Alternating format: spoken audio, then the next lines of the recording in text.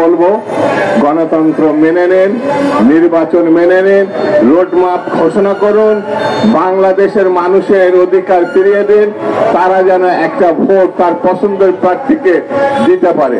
এটি মেনে নিন, দেখবেন রাতারাতি সকল সমস্যার সমাধান হয়ে আসবে।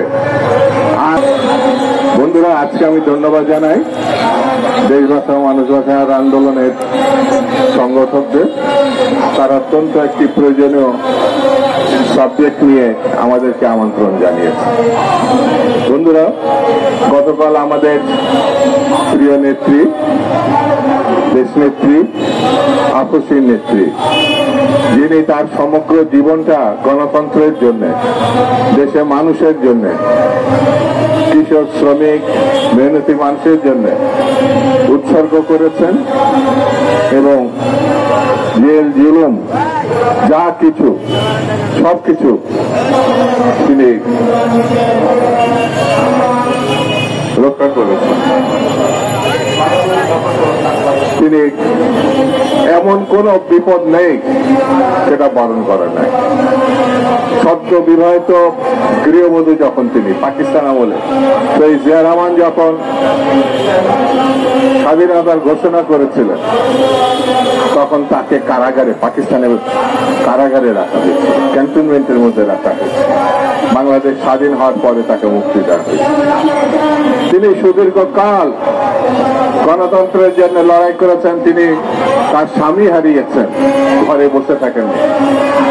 তিনি রাস্তায় নেমে এসে বাংলাদেশ জাতীয়তাবাদী দলকে দীর্ঘ 9টি বছর লড়াই করেছেন জিয়া হত্যার প্রধান ব্যক্তি হুসেন মোহাম্মদ এরশাদের বিরুদ্ধে।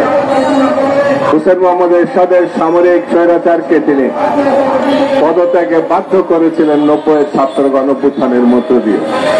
কলকাতায় ছাত্র গণঅভ্যুত্থানে যারা সিপাহ সালার ছিলেন, তারা দেশনেত্রী বেগম খালেদা জিয়াকেই নেত্রী মেনেছিলেন, শেখ হাসিনাকে না। শেখ হাসিনা আপোষ করতে চেয়েছিলেন। এখানে হাবিবুর রহমান হাবিব তখন বাংলাদেশ ছাত্রলীগের প্রেসিডেন্ট ছিল, সেই কথা সে এখানেও বলেছে। সেই ঘৃণায় হাবিব পরে বিএনপিতে দেশনেত্রী বেগম খালেদা জিয়ার সঙ্গে জয়েন করেছিলেন, এখনো বিএনপি করে।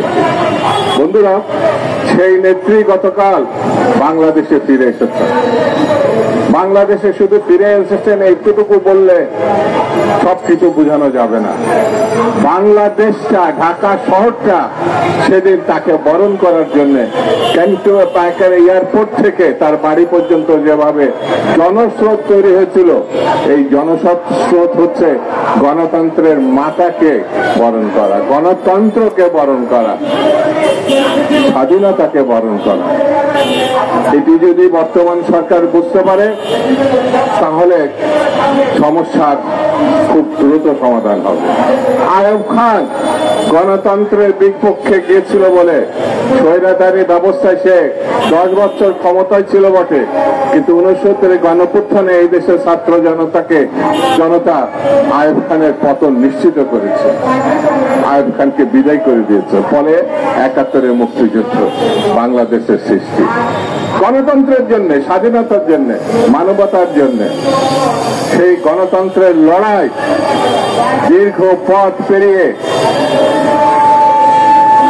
90-এর গণঅভ্যুত্থান, গণতন্ত্র, মানুষের অধিকার, 24-এর গণঅভ্যুত্থান, হাসিনার স্বৈরতন্ত্রের বিরুদ্ধে, গণতন্ত্রের পক্ষে। এটি যদি বুঝতে এই সরকার ব্যর্থ হয়, এর থেকে দুঃখজনক ঘটনা আর দ্বিতীয়টা থাকবে না, দ্বিতীয়টা থাকবে না।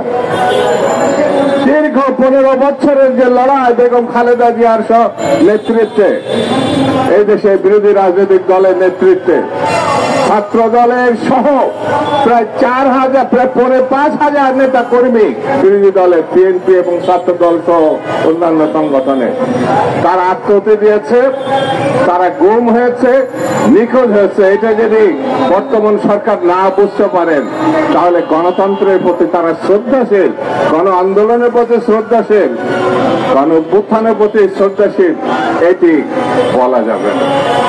সেই জন্য আমি বক্তৃতা সংক্ষেপে বলি,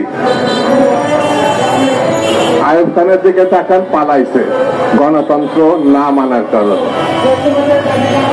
শেখ মুজিব একদল করার কারণে তার ভয়ঙ্কর বিপজ্জনক যুগান্তক ঘটনা ঘটেছে গণতন্ত্র না মানার জন্য। শেখ হাসিনা ক্ষমতায় ছিলেন, বাংলাদেশটা তছনছ করে ফেলেছেন, শুধু ক্ষমতার পূজারী, গণতন্ত্র মানেননি, তাকে পালাতে হয়েছে। আমি সরকারকে বলবো, গণতন্ত্র মেনে নেন, নির্বাচন মেনে নেন, রোডম্যাপ ঘোষণা করুন, বাংলাদেশের মানুষের অধিকার ফিরিয়ে দিন, তারা যেন একটা ভোট তার পছন্দের প্রার্থীকে দিতে পারে। এটি মেনে নিন, দেখবেন রাতারাতি সকল সমস্যার সমাধান হয়ে আসবে। আর এটা যদি মানতে না পারেন তাহলে বুসকাবাসকে বেঁধে রাখা ভালো।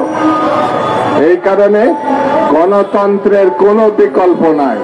গণতন্ত্র ভোটাধিকার না আসলে পরিণতি অতীতের মতো হতে পারে। এই কথা আপনাদের বলতে আমাদের খারাপ লাগে, কারণ আপনাদেরকে ক্ষমতায় আমরা বসিয়েছি, বিএনপি বসিয়েছে, ছাত্র জনতা বসিয়েছে।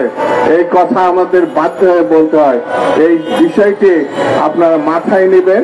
আবার আপনাদের ধন্যবাদ, সাংবাদিক বন্ধুদের ধন্যবাদ, আজকের উদ্যোক্তাদের ধন্যবাদ জানিয়ে আমি আমার বক্তব্য শেষ করছি। খুদা হাফেজ। বাংলাদেশ জিন্দাবাদ।